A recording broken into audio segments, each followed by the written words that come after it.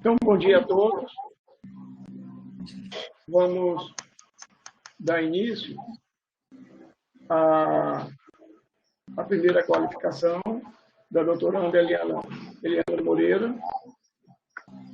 Eliana Moreira faz parte de um programa chamado Programa Cotutela, de dupla diplomação, da Universidade do Minho, Portugal, orientada pelo professor José Alberto Lencastre, e a Universidade Federal do Ceará, do lado brasileiro, orientado por mim. Então, no exame no sistema de cotutela, o orientando, o doutorando, deve satisfazer as condições dos dois programas das duas universidades. Então, ela precisa satisfazer as condições para a obtenção do título de doutor na Universidade do Minho e, ao mesmo tempo, satisfazer as condições para a obtenção do título de doutor na Universidade Federal do Ceará. Para isso, embora a Eliana já esteja qualificada na Universidade do Minho, ela precisa fazer as qualificações devidas no programa de pós-graduação em educação da Universidade Federal do Ceará. E essa etapa é a primeira qualificação das duas que ela precisa realizar antes da defesa. Então, para compor a banca, foram convidados as professoras Ana Shoa, do IFCE, Instituto Federal de Ciência e Tecnologia do Ceará, a professora Tânia Saravia Pinheiro, da Universidade Federal do Ceará, campus de Quixadá, que vão funcionar como arguidores, e os dois orientandos, o professor José Alberto Lencastre e o professor Hermínio Borges. Normalmente, as qualificações são os momentos em que o estudante precisa ouvir especialistas externos sobre a opinião do trabalho que escreveu. Eu não sou, em alguns casos, as pessoas gostam de apresentar slides. Eu não sou a favor de apresentação de slides, porque esse é o momento ímpar em que o aluno, doutorando, apresenta o trabalho a uma banca de especialistas e é o momento em que ele precisa ver se o que ele escreveu está claro para a banca de especialistas. Se não está claro para a banca de especialistas, significa que ele tem que fazer muitas mudanças. Na apresentação do slide, ele pode esclarecer alguma coisa que escreveu. Aí, ao meu ver, ela perde o papel da qualificação, que é deixar da forma mais clara possível as ideias e as construções que ela faz no seu trabalho. Então, para isso, normalmente nas qualificações que eu oriento, eu conversei com o Zé Alberto também, nós concordamos que ela não deve fazer a apresentação de slide, simplesmente ouvir a banca. Então, nós não vamos ser mais delongas, nós vamos começar as discussões sobre o trabalho da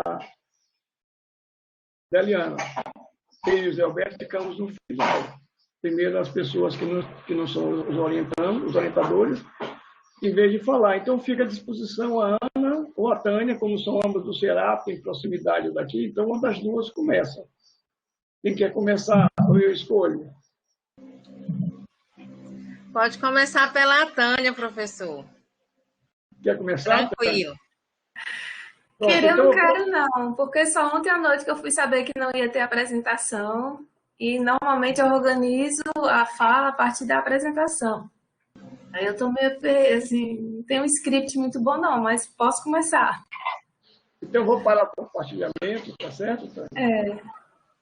Para ficar mais focado no que você vai falar. Aham. Tá. Bom, inicialmente, obrigada pelo convite de participar não só de uma banca, mas desta banca, desta aluna, né, com este professor Hermínio. Já tem bem uns 2 meses que eu comento que preciso voltar a contatos com multimeios e ganhei esse presente. Isso é muito bom. Estou me organizando, viu, Hermínio? Para de vez em quando passar lá na segunda-feira. Eu gosto muito desse tema, Eliana sabe, do tema de estilo de aprendizagem, mais ou menos acabo usando de forma muito amadora alguns aspectos nos meus planejamentos. E quem sabe a partir de agora eu consiga começar a usar de forma mais estruturada. E é o bom da gente ver numa tese, né? Eu aprendi exatamente assistindo algumas bancas que a diferença entre a tese e o mestrado é que a tese você leva para casa e aplica na sua vida. E o mestrado é mais pontual naquele campo. Pode ser que você consiga levar também, mas a tese tem essa capacidade de generalização. E eu consigo ver aqui o caminho para, naturalmente, né, quando estiver pronto, a gente conseguir usar, pelo menos parte, mesmo nos ambientes em que não tem o Learning Vectors. Porque o modelo de análise está aqui. É só a gente trocar essa forma de avaliação pela que eu uso ou por alguma outra, a gente consegue se ver, né? Então, é um tema de tese bom, a gente consegue ver bem a tese. E nesse sentido de futuro usuário, meus comentários são muito mais nesse sentido, tá bom? De dúvidas, eu realmente não tenho nenhum questionamento no trabalho, são apenas reflexões e dúvidas para a gente ir conversando. Eu tenho uma dúvida, é sempre realmente dúvida, é a primeira vez que eu vejo uma revisão sistemática para cada tema da bibliografia, isso me chamou a atenção. E eu sei muito pouco de revisão sistemática, então eu vou fazer um comentário para verificação, tá bom? Eu não sei se é certo, não sei se está errado, mas assim, porque... E para mim também está tudo bem, mas é bom ver. Eu tinha ouvido falar, ouvi falar, tá bom? Tem uma amiga que ela usa muito revisão sistemática, uma colega de trabalho. Que a revisão sistemática exige, para ser o protocolo realmente real, exige mais de uma pessoa analisando. Senão, não é o protocolo original. Eu não vejo nenhum problema da forma que foi feito, tá certo? Eu acho que metodologias estão ao nosso serviço e não nós a serviço delas. Mas é só uma sugestão ali para dar uma pesquisada nesse aspecto. Porque se realmente for da metodologia, precisa só botar no texto dizendo que esse aspecto não foi tratado, porque com esse volume de trabalho que você fez, eu penso que não é uma versão da revisão sistemática que não está prevista no original, uma versão muito boa, e pelo que eu sei do original, ele é usado para levantar a problemática do trabalho, você realmente pegou em vários aspectos. Só observa isso depois, tá bom? Porque só tem que dar conta lá no texto, né? Porque depois você manda para uma publicação e aí vem alguém fora do contexto, num artigo que é bem pequeno, é um recorte pequeno, ele não entende esse uso da revisão, é bom dar uma olhada. É só uma sugestão, tá bom? E realmente, para mim, não tem muito problema, não. Eu também nem sei se é ou se não é o que eu estou falando. Deixa eu seguir aqui meu script. Bom, identificar... Bom, são realmente comentários. Identificar características do perfil, estou vendo aqui no resumo, perfis e estilos de aprendizagem individuais dos professores. Tem uma questão de nomenclatura que acontece também, é muito frequente quando a gente faz essa revisão de literatura em norma, que é ensino dual, ensino híbrido ou ensino EAD. Eu entendi que, e parte da nossa dificuldade é porque a UAB no Brasil chega, e eu entendo porque o texto está assim, porque a Universidade Aberta do Brasil se diz educação à distância, ensino à distância, mas não é ensino híbrido. Então, nós começamos errado. Começamos usando o nome de um jeito e é outro. Tanto que a gente tem que ter uma carga horária pelo menos presencial, isso é ensino híbrido. E aí gera essa nomenclatura, que em algumas partes do trabalho tem educação à distância como realmente educação à distância, e às vezes tem a educação à distância como a educação à distância que a UAB fala. O próprio seu campo, o que eu acho que tem que dar mais atenção é só uma questão de nomenclatura, tá bom? É a parte que você fala do seu campo de estudo, porque lá nos objetivos fala mais para o híbrido, Na hora que menciona a Belloni, que é um texto mais antigo, tal, dual, eu entendi que era a mesma coisa, não é isso? Dual e híbrido, ou é outro conjunto de autores. E aí só quando mencionar dual, eu como já li a Belloni, eu sei do que está falando.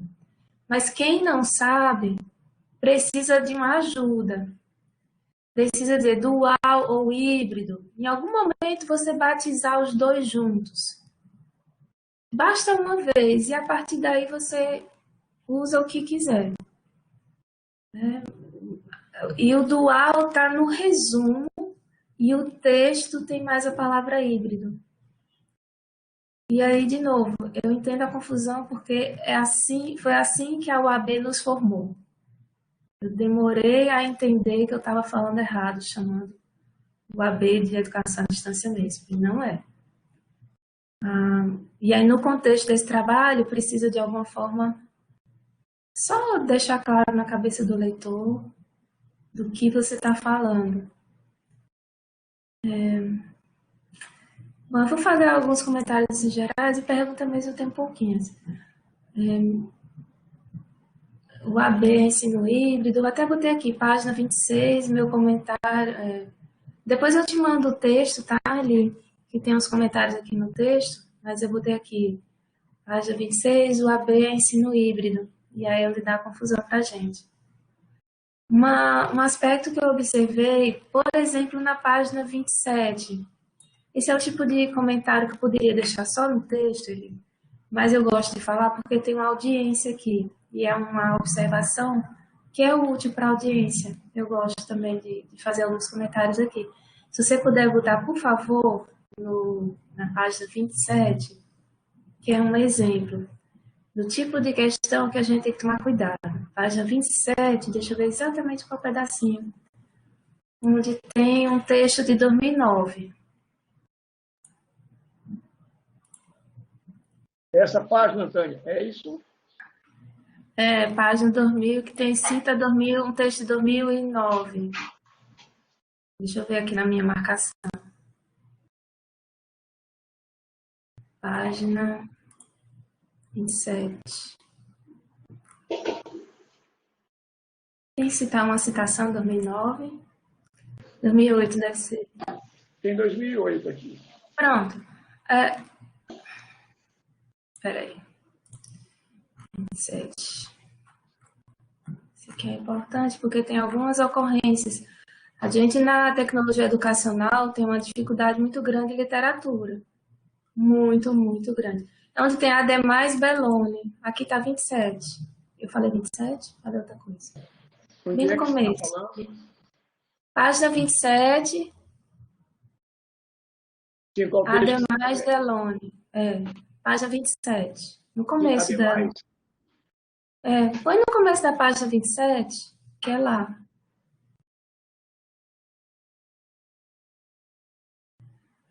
Pronto. Eu devo ter... porque eu andei botando comentários, aí... Bom, enfim, é onde tem Ademais Belloni. Considera que alguns cursos formativos, principalmente no âmbito da EAD, são como pacotes produzidos de forma centralizada. Qual é o ponto aqui que eu queria comentar? A gente tem muita dificuldade, eu não tenho que fundamentar o que eu vou dizer, né? Então eu posso dizer, a gente não encontra texto bom atual, livro bom atual nessa área. É um desafio muito grande. Então é muito comum a gente citar textos antigos, não tem problema, só não pode citar da forma que está aqui para problematizar. Eu não posso dizer que os cursos são pacotes produzidos de forma centralizada hoje, pautado num texto de 2008. A gente sabe que ainda é assim, mas eu não posso dizer fundamentado na Belloni 2008, porque não sei se é. Ou você verifica hoje ou não. E aí tem alguns pontos ao longo do trabalho, e eu não queria nem te devolver esse teu arquivo agora, ele queria esperar assim, 15 dias, 3 semanas, deixa eu entrar no recesso escolar, Porque eu tenho muito livro aqui, eu queria te dar a sugestão do que pode ser feito. Porque, assim, em artigos, você encontra, você tem muito material que você procurou, o material está muito bom. Eu queria ver uma forma de te ajudar a contornar isso. Porque eu sei que não é um simples vou ali pegar um livro, porque o livro não está ali. Não é fácil de achar. E essa literatura que você usou é a literatura a ser usada. Não dá para não falar Belloni, não dá, né? Então, como que a gente resolve isso? Eu hoje não vou te dizer. Mas é que eu precisaria realmente entrar, olhar aqui, ver se acha algum caminho. Porque você citou todos os clássicos aqui, eu não conheço outro, não sei outro caminho entrando em livros, certo? Depois eu não gosto de só falar, eu gosto sempre de mostrar um caminho, e aqui eu ainda não encontrei. Mas basicamente é isso. Não usa texto antigo para fundamentar. Como você achou na literatura, você fez uma pesquisa boa, um recurso que às vezes eu indico é cita Belloni, sim, porque ela é uma clássica, e pega junto alguém atual, alguma publicação atual. Você tem aí muito, talvez o caminho seja esse. Bota os dois, bota ela do jeito que está aqui, mas complementa que fulano de tal, aí põe um ano mais recente, reafirma, corrobora. Só para dar uma atualizada aqui, dizer isso que ela falou lá atrás ainda está valendo, infelizmente. Né? Então é isso que eu queria te observar. De novo, é um tema que eu escolhi para falar aqui, porque todo mundo aqui que estiver pesquisando nessa área vai ter essa dificuldade. Não é trivial achar material. Uma vez eu mandei até um e-mail para um grupo, na época que eu andava pelo Multimeios em um grupo, eu mandei, essa área de tecnologia educacional existe mesmo? Eu estou procurando livro e não encontro. Cheguei a levantar essa questão. Bom, no objetivo geral, tem 2 verbos. Em geral, a gente usa só um. Mas talvez no teu caso específico funcione os 2. Né? Identificar e analisar, ou talvez só analisar, porque para analisar tem que identificar. E aí eu deixo para os seus orientadores resolverem, tá certo? Eu não sou, como eu falei, caixinha dentro de metodologia, não. Sou muito mais livre, só que os 2 verbos, às vezes, pode complicar na hora de entregar e fazer considerações finais. Mas realmente nesse trabalho aqui faz sentido, apesar do seu padrão da metodologia, que no padrão da metodologia seria só avaliar. Tá? Mas cada trabalho é único, então a gente tem que ver. Queria ver, por favor, Hermine, se você puder estar na página 38, tem assim, estilo de aprendizagem é um processo em que cada estudante possui uma formação própria de aprender. Sabe aquele momento que você começa a ler, finalmente eu vou encontrar uma conceituação de ensino de aprendizagem que eu possa levar para casa? Mas aí tem processo. Eu não sei mais se é página 38, porque eu mexi, né? Vou ter uns comentários aqui. Estilo de aprendizagem é um processo. Dê as palavras, 2, 3 palavras que eu localizo. Pronto. Vou copiar e colar aqui no chat. Eu peguei corte e fiz um fichamento aqui. Pode me chamar só Tânia Pinheiro, tá? Tânia Saraiva é o café que me bota esse Saraiva, que é como está no sistema acadêmico. Bom, estilo de aprendizagem é um processo. Não é um processo. É só tirar a palavra processo. Eu me vi escrevendo, parecia que eu era escrevendo, porque eu uso a palavra processo muito, muito, muito. E aí foi bom para me ver por fora, sabe? Para me ver do outro lado. Como é que o leitor vê? Não sei qual seria a palavra no lugar. Mas, bom, uma conceituação. Logo abaixo tem o dos autores e outros autores. E eu penso que aqui é a tua oportunidade de deixar teu carimbo, sabe? Eu não quero citar o conceito de estilo de aprendizagem de outros autores, quero citar o seu, mesmo, valendo, tá? Não estou aqui... eu sigo um pouco o que eu aprendi com a Hermínia, valorizar o que a gente tem, o que a gente construiu. E aqui eu acho que é a oportunidade de você deixar seu carinho. E um leitor que está fazendo a revisão de literatura, ele procura muito isso, estilo de aprendizagem né? Ele procura muito, peraí, esse aqui que eu vou pegar e citar. Então, aqui é a tua oportunidade de deixar a tua marca, do teu conceito.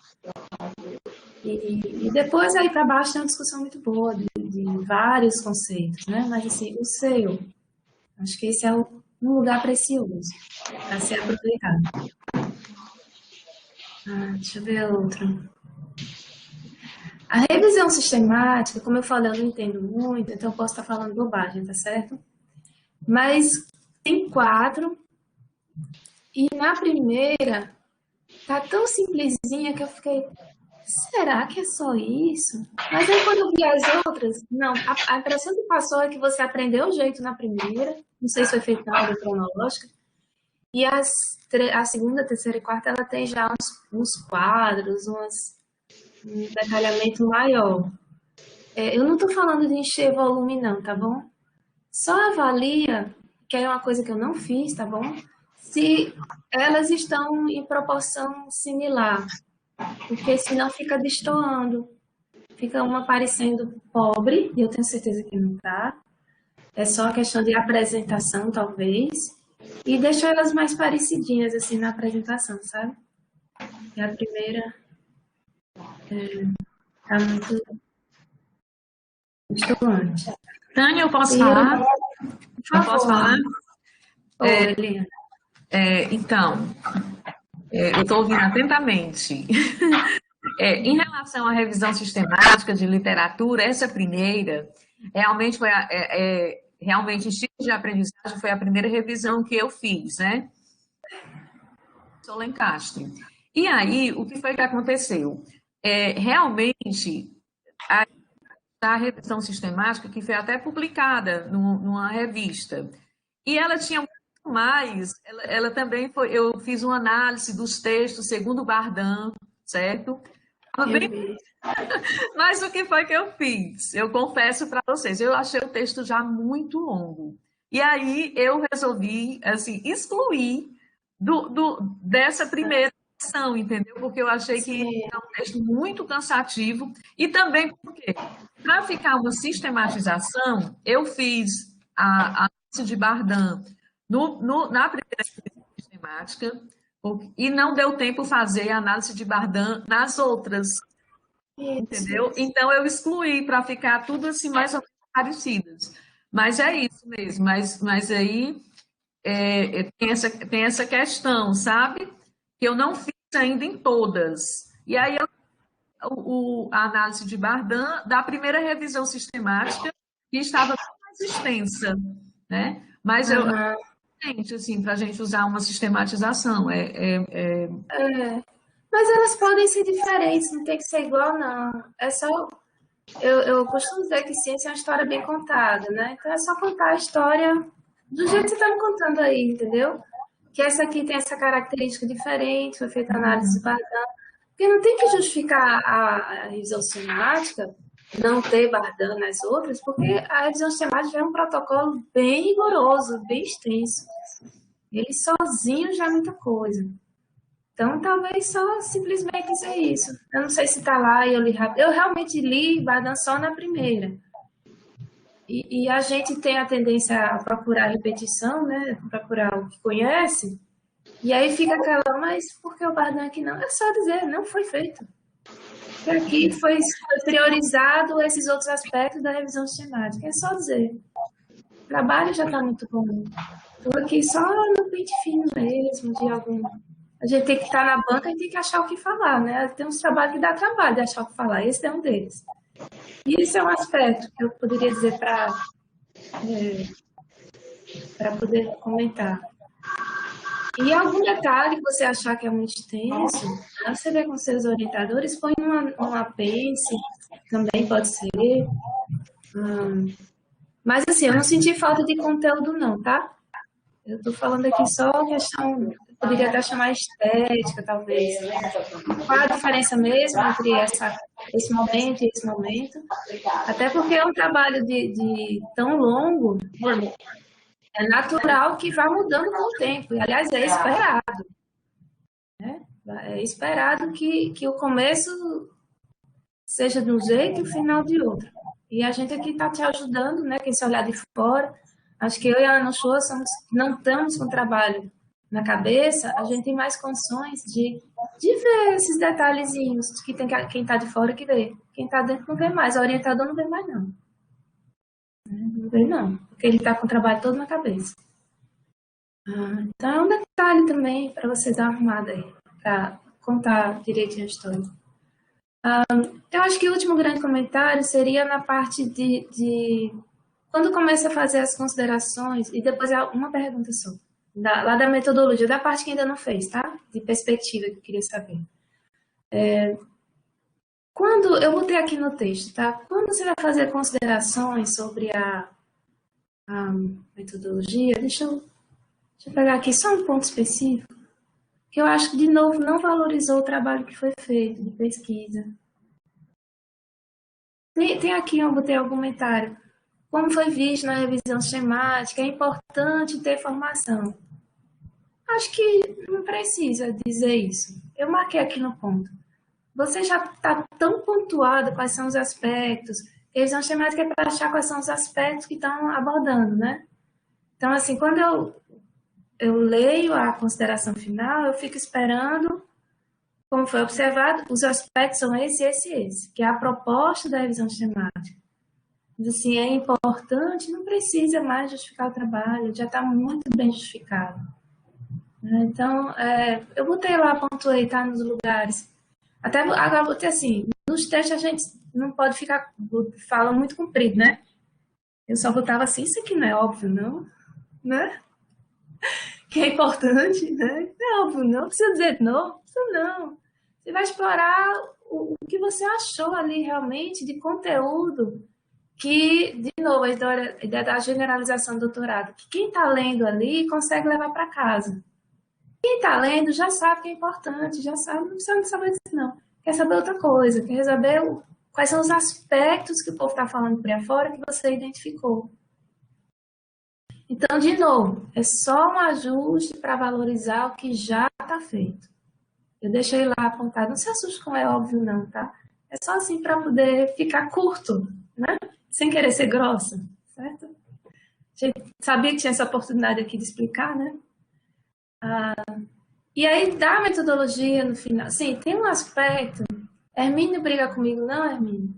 Mas tem uma coisa lá no objetivo específico, que conhecendo a Hermínio me incomodou e eu sei como abordar. Eu achei que botar FEDAT lá não cabe, gente. Não precisa. Encontrar, justificar, vê só. Tudo que eu falo eu dou uma sugestão, tá bom? Não fico só falando, não. Eu penso assim, como eu faria nesse lugar? Eu tenho participação aí nas publicações do FEDAT, eu sei o valor que tem, e é por isso que eu acredito que também pode ser melhor explorado. No objetivo, vou procurar aqui, objetivo geral. Tem assim, objetivo específico. Se não for, liga para a recepção e avisa. Reconhecer, aí um deles aqui, ó. Ligue para a Mapear a recepção. estratégia de aprendizagem. Eu vou pegar uma contextualização para poder explicar o que eu quero falar da FEDAT. Identificar e revisar elementos que contribuem para a formação, mapear a estratégia de aprendizagem adequadas ao estilo, comparar os estilos, reconhecer. E, normalmente, você entrou em questão se o autor que você usou de estilo de aprendizagem é cabível ou não. Você simplesmente foi lá e usou. E eu penso que FEDAT pode ser assim. Você simplesmente vai lá e usa. Não tem que explicar por que FEDAT cabe para planejamento didático. Vai lá e usa e mostra como usa. Entende? Eu penso que não é objetivo específico que te conduz, que o objetivo específico é um degrau intermediário para chegar no objetivo geral. E aqui eu não consigo vê-lo diferente de outros aspectos que já tem aqui. simplesmente foi lá e usou o Learning Vectors. Então, simplesmente vai lá e usa FEDAT e diz como é aplicável. Mas no sentido de teórico, não de mais uma coisa que você tem que justificar. Porque para reconhecê-la é usar. Para justificar fica complicado. Acho que vai abrir muito trabalho e não precisa. Acho que não precisa mais justificar que FEDAT é cabível para planejamento. Vai lá e usa. E mostra como usa, sabe? Como tem tantos outros autores aqui, você simplesmente foi lá e está usando as ferramentas deles, as propostas, as teorias. E aí, para ver contigo, Hermine, depois me diz o que é que tu pensa disso, tá? Na verdade, Tânia, eu posso falar? Desculpa interromper. Por favor. Assim, na verdade, não é nem reconhecer, né? Seria aplicar. Eu usei o termo errado. Porque, assim, nós temos o curso que foi proposto, e aí nós vamos fazer, no caso, prospectar um outro curso. Qual seria o que você tem, o que nós tínhamos, e prospectar algo melhor, podemos assim dizer, lógico, né? Porque o que teve lacuna nesse curso, que foi o Educação Ambiental, a gente vai ter, podemos melhorar. Então, a sequência verdade seria, no caso, de usar elementos da sequência verdade, metodologia de um futuro curso, né? De um futuro curso híbrido. Então, é isso, nesse sentido. Aí, eu também, depois mas eu não poderia mais mudar, porque eu já tinha mandado para vocês, enviado para vocês. Na verdade, não é reconhecer, seria aplicar. Né? Mas, o objetivo não é esse, não é aplicar a FEDAT. O objetivo é planejar o curso. Sim, usando FEDAT. Uhum. É isso que eu digo. Simplesmente vai lá e usa. Né? Claro, lá nas teorias tudo está sendo justificado lá para dentro, mas assim, temos um objetivo específico. O degrau aqui para ser o objetivo geral é planejar o curso. Vírgula usando FEDAT. Do mesmo jeito que você faz analisar o estilo de aprendizagem usando Learning Vector, usando beta, fator beta, usando essas outras coisas.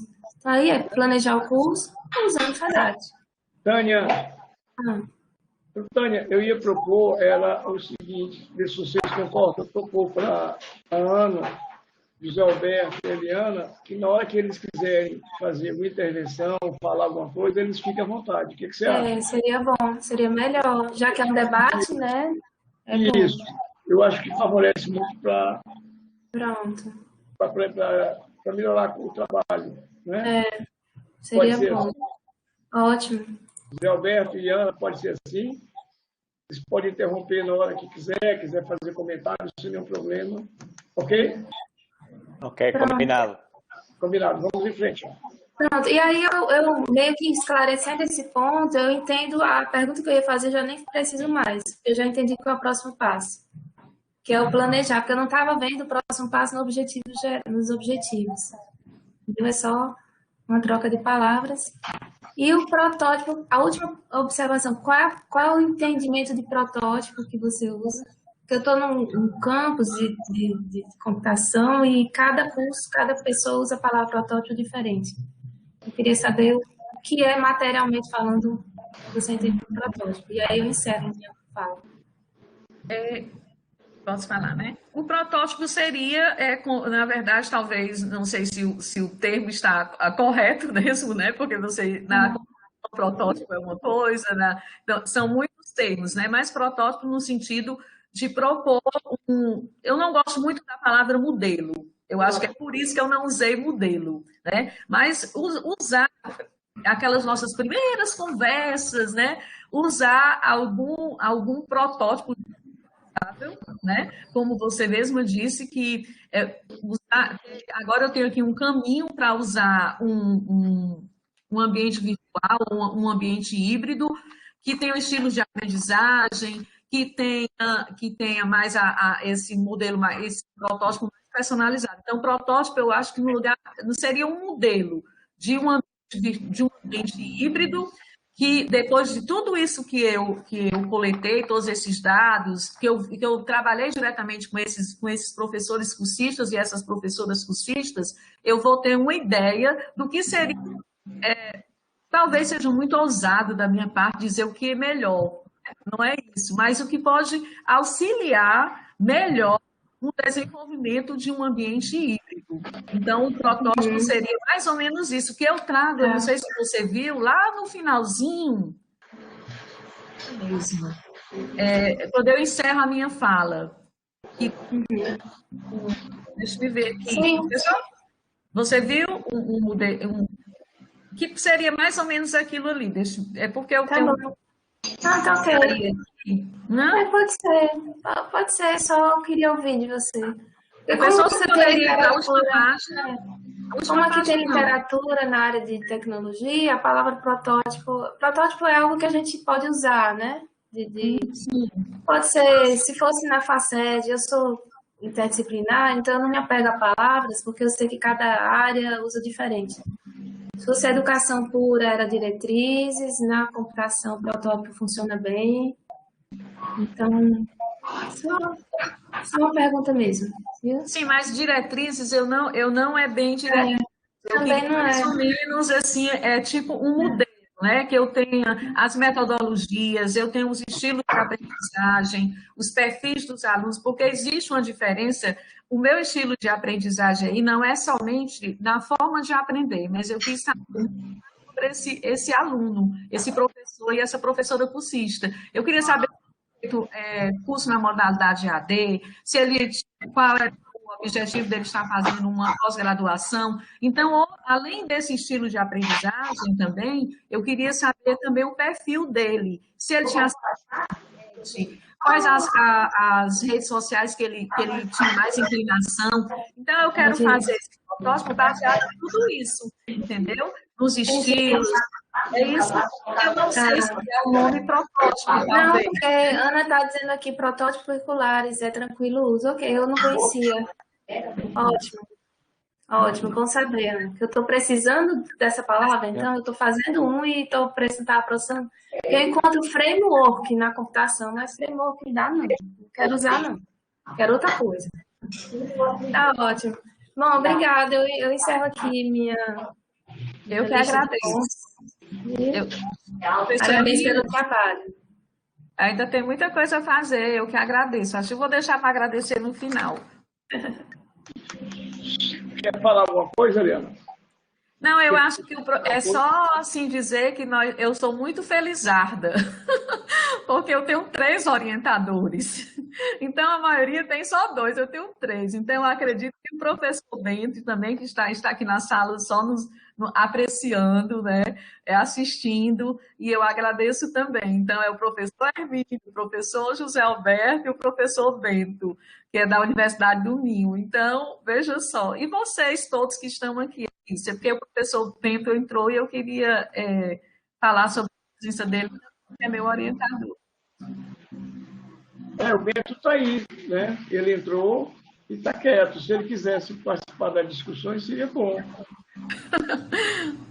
Mas deixa ele só assistindo mesmo. Mas deixa ele assistir. Ele preferiu ficar só assistindo, né? Exato. Se ele quiser falar, fica à vontade também. Agora, a Ana caiu. Vamos esperar a Ana retornar. Ela está voltando. Aparece o nome dela, só não aparece a imagem. Porque na Vila Peri, onde ela mora, a internet é intermitente. Então, ela está no cache da internet. Daqui a pouco ela aparece. Falei, ó. Tá aí vai estável, né? Você não fica caindo, não, né? Só onde ela mora. É intermitente. Ela vem, enche o buffer, aí cai. Questão de segundos, microsegundos. Depois ela entra. A Vila Peri é assim mesmo. A gente não pode reclamar, não. Bairro Heller, ele sempre confunde. Eu já morei aí, cara. Eu já morei aí. Então, Ana, agora é com você. Tá bom, obrigada. Quero agradecer também a confiança de todos vocês na leitura do material que a Eliana nos apresenta tão elegantemente organizado, tão redondo, como se diz.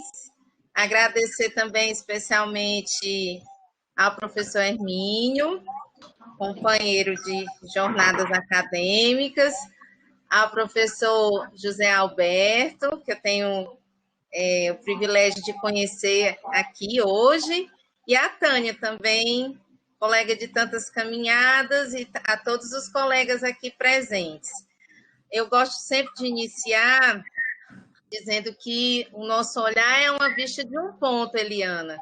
E aí é você que, juntamente com seus orientadores, que vão ver o que de fato é mais pertinente acatar ou não, né? Quanto ao que está sendo apresentado a partir da nossa vista de um ponto.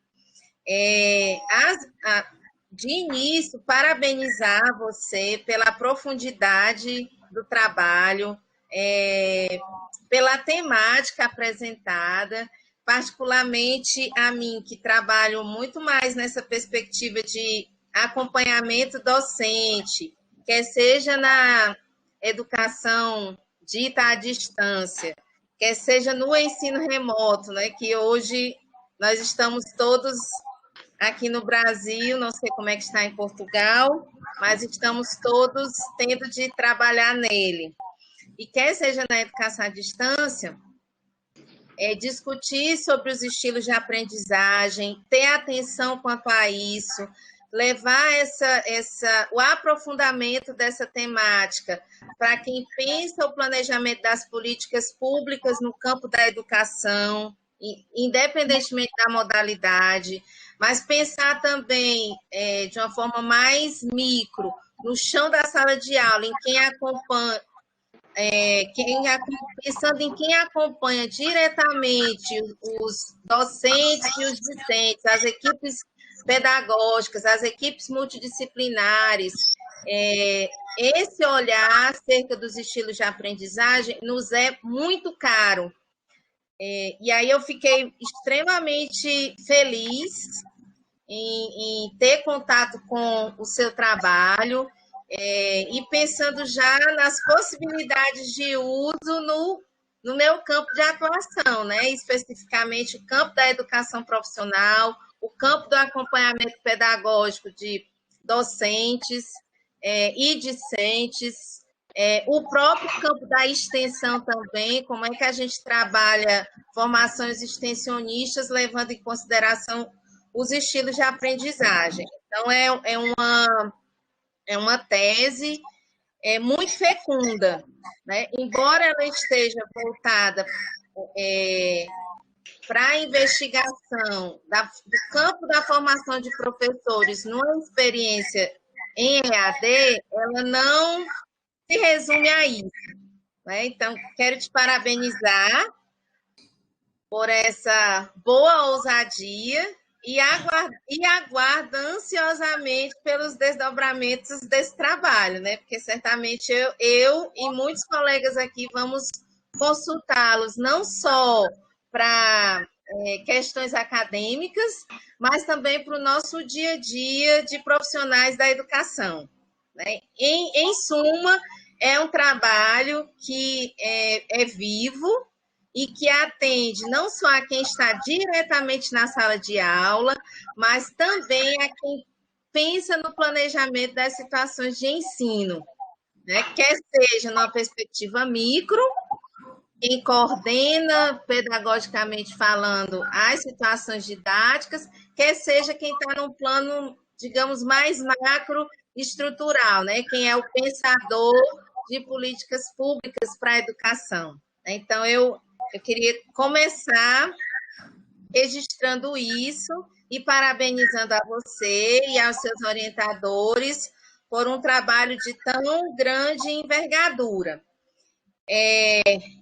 Então, as considerações que eu vou fazer, que não são muitas também, o trabalho, está bem dizer, pronto, também tem uma relação muito grande com o meu lugar de fala, com o espaço em que eu ocupo, né? Como alguém que trabalha nesse campo do planejamento e do acompanhamento pedagógico, né? Algumas observações que você vai ver com seus orientadores para ver se de fato devem ser acatadas ou não, tá?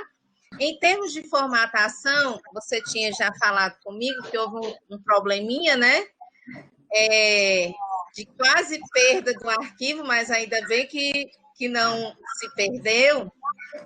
É só nesse momento de revisão, você depois ter o cuidado de verificar a formatação mesmo das letras, que eu vi em algumas partes do texto, outro tipo de letra.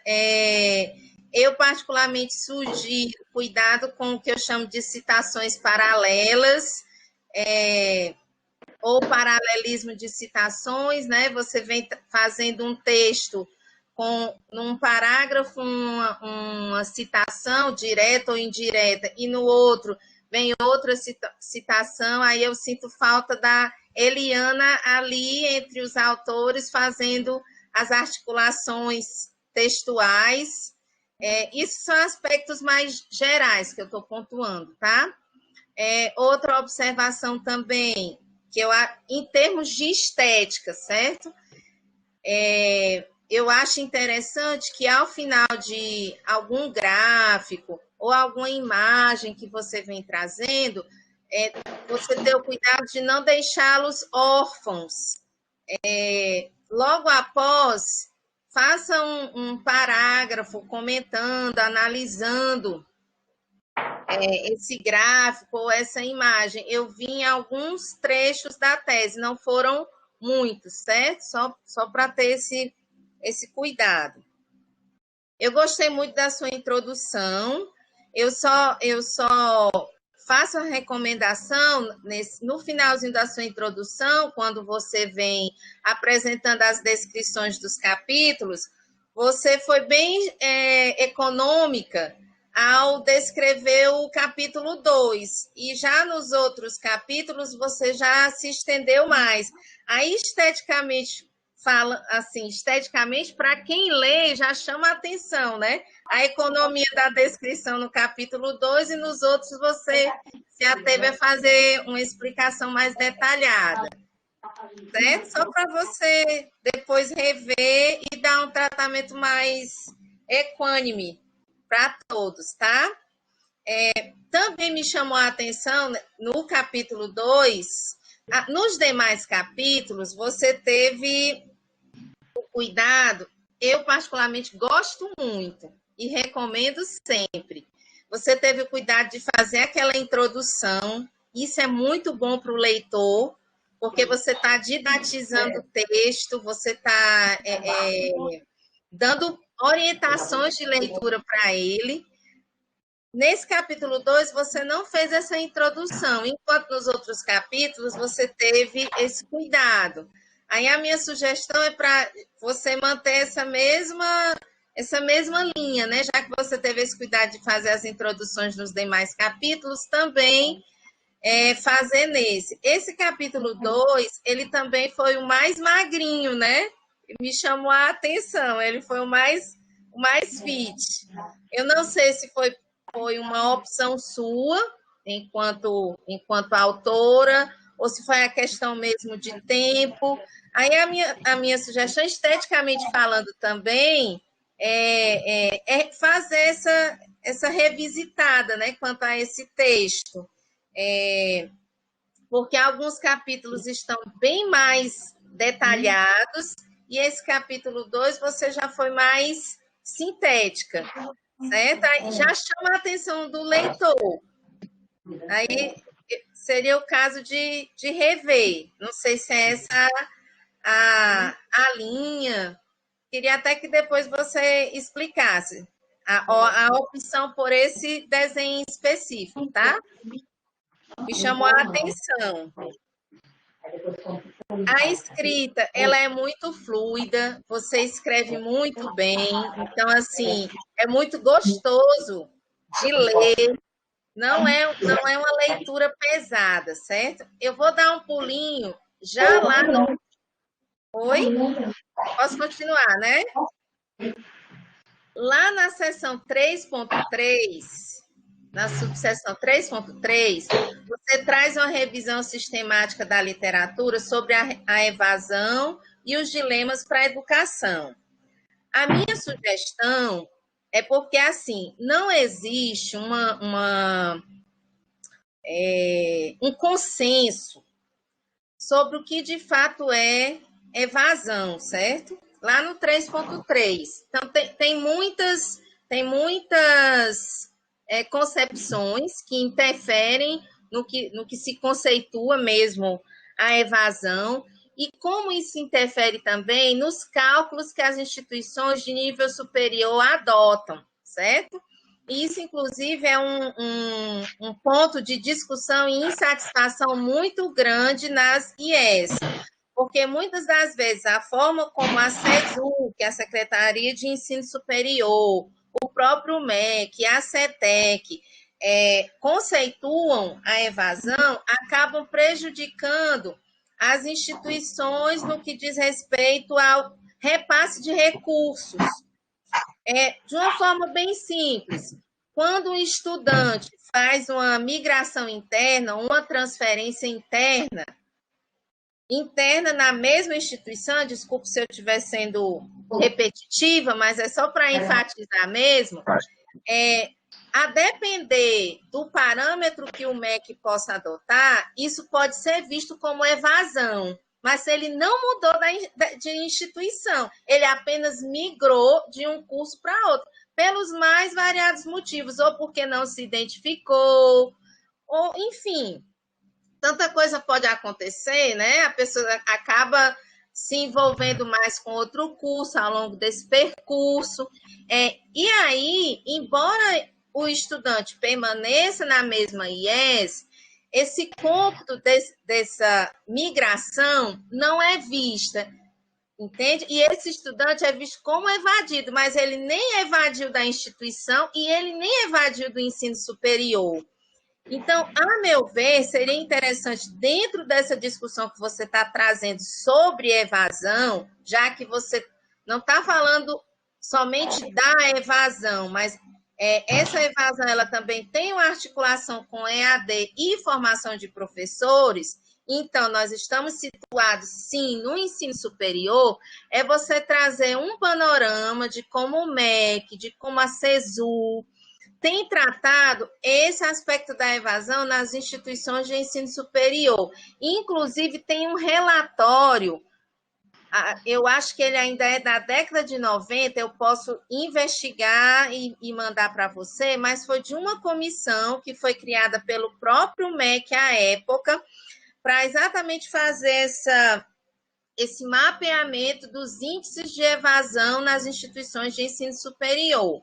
Eu não sei como é que se está nas universidades públicas, mas no caso da Rede Federal de Educação Profissional e Tecnológica, isso gerou, da parte das instâncias que controlam, né, CGU, Controladoria Geral da União e a própria CETEC, a criação do nosso plano de permanência e êxito, que é um plano que tem uma perspectiva macro. Ele sai das pró-reitorias, mas ele também incide em cada campus para mapear de uma forma mais micro as evasões dos estudantes, né? Então, existe uma intencionalidade de acompanhar esses índices de evasão, porque é um fator de preocupação e que também reverbera na questão de recursos que são repassados às instituições. Então, a meu ver, caberia aqui você também levantar essa discussão, não precisa ser de uma forma tão extensa, mas apresentar como é que o próprio MEC, a SESU, tem abordado a evasão, certo? E se há algum documento específico que faz essa relação no campo da educação à distância e da formação de professores, certo? Vou para o próximo.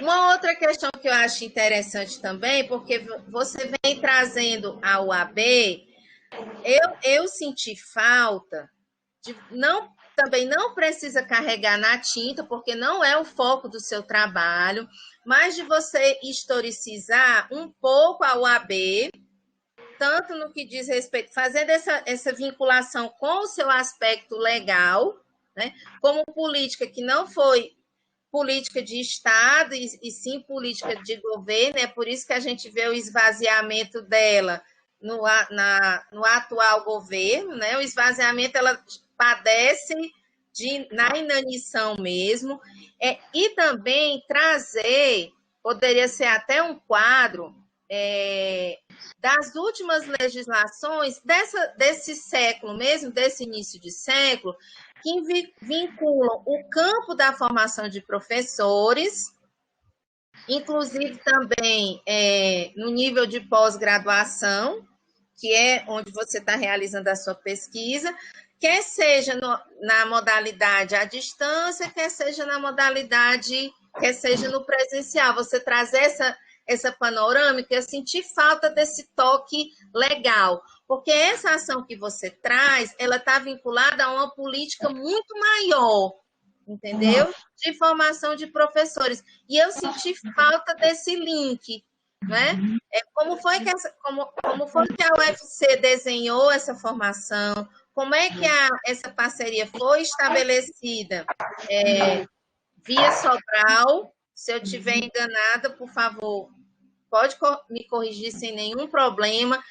Existia uma envergadura legal, ou uma envergadura de uma envergadura de um programa muito maior que acolheu a essa ação. E aí eu penso que seria importante você fazer essa descrição também, mas também sem carregar muito na tinta, porque não é o foco da sua tese, certo? É mais no sentido de apresentar o contexto em que se assenta essa formação que você investigou, né? Ela não pairou, ela não surgiu do nada. Vários entes se organizaram no braço de uma política, seja de governo, ou seja de Estado, para dar origem a essa ação formativa, tá? É mais nesse sentido. Deixa eu ver o que mais. Outra coisa, já lá na página 121, quando você vem trazendo, no segundo parágrafo da página 121, o contexto legal, você traz assim de uma forma bem panorâmica, né? Bem rápida. O contexto legal que orienta a criação desses cursos, eu penso que cabe falar, mas também sem muito retoque de tinta, na BNC de dezembro de 2019, que é a Base Nacional Curricular da Formação de Professores, porque ela já é um desdobramento ou talvez uma ruptura de tudo que você trouxe aí de uma forma mais panorâmica, né? Como é que essa BNC, Formação de Professores, que tem sido alvo de tantas críticas, tem abordado a formação de professores no contexto das TEDx? O que é que ela tem sinalizado? Porque ela é o futuro, que hoje é o nosso presente, né? Mas ela não deixa de ser o futuro na perspectiva do que você está trazendo. Ela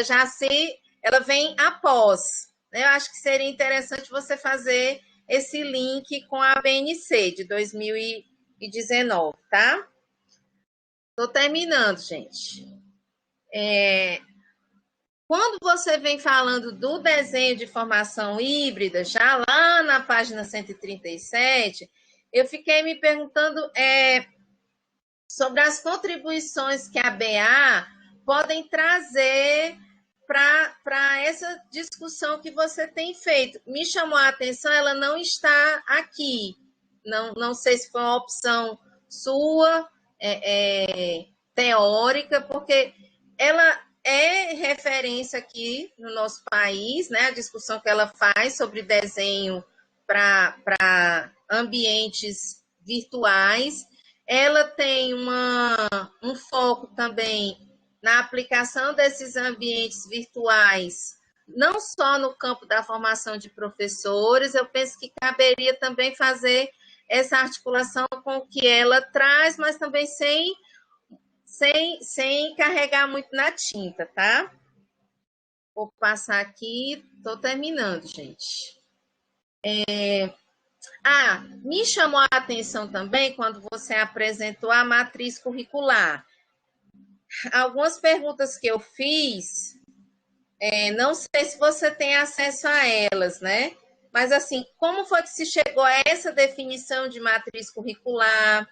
Se esse processo de definição da matriz curricular, a própria tessitura dessa matriz curricular, se você em algum momento pensou em investigar a repercussão desse desenho nos estilos de aprendizagem desses estudantes, se um outro desenho poderia possibilitar que determinados estilos fluíssem de uma forma mais eficaz ou mais preponderante, eu acho que seria interessante também você fazer essa articulação, se fosse possível, né? Achei interessante também que ela é uma matriz curricular bem densa, né? Bem poucas disciplinas, mas com a carga horária assim bem densa. Fiquei curiosa de saber mais sobre isso.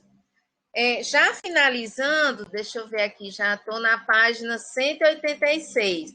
Você vem falando dos métodos e técnicas de análise dos dados, você ainda vai incorporar mais coisas aqui, mais elementos, pelo que eu percebi. Aí você fala que os dados resultaram na elaboração de atividades que fossem diversificadas para atender à heterogeneidade da sala, prospectar estratégias para a equipe pedagógica e professores responsáveis pelo cenário de aprendizagem a partir dos dados coletados, foi sendo delineado o design do curso com ajustes e flexibilidade.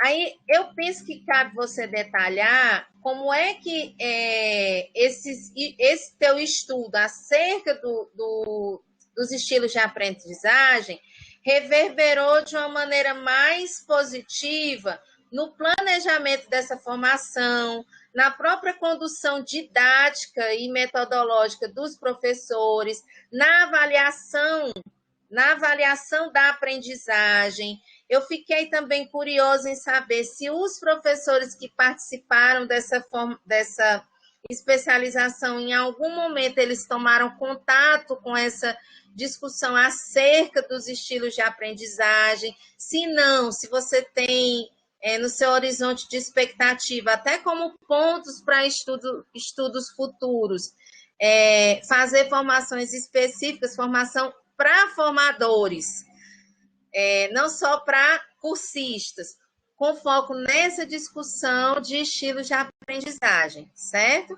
São curiosidades, se você puder partilhar com a gente agora, acho que vai ser bem interessante, eu fiquei bem curiosa.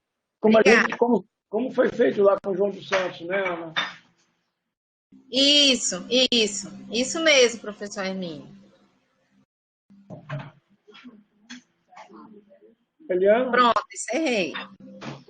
Pronto, Aninha, muito obrigada. Gente, é difícil a gente, às vezes, separar, ter o máximo possível separar a amizade das professoras. Então, eu fui bem formal nos e-mails para não poder, de forma nenhuma, elas terem assim, bastante abertura, para ficar bem à vontade para dizer, né? Porque eu conheço a Ana há muito tempo, eu conheço a Tânia há muito tempo, então eu chamo a Ana de Aninha. A Tânia eu já conheço há muito tempo também, então eu tentei fazer o máximo possível para não entrelaçar esses laços afetivos que nós temos, né? Para elas não ficarem assim, não posso falar isso da Eliana, porque ela Então, eu sei que elas souberam muito bem separar, mas é difícil, né? Eu não chamar a professora Ana Cláudia, né? Então, é isso. Em relação ao capítulo 2, né? Eu sei que ele ficou... Não, mas olha, Eliana, não se preocupe com isso não, porque tanto a Ana como a Tânia sabe que se ela não exigindo muito do doutorando, a gente não convida de novo. Exato, Ela exatamente. já está acostumada. Pois Ele é. até disse, Hermínio, não brigue comigo não, não foi? Foi, exato. Mas não é, Falou da sequência aprendi pedagógica. com ele, né? Então tem que falar as coisas. Ela só aqui para isso, né? Para passar a mão na cabeça, não. Exato, eu sei disso, e eu sei que elas são éticas demais até. Então, sobre o capítulo 2, porque, na verdade, o capítulo 2, ele realmente ele está assim, minguado, né?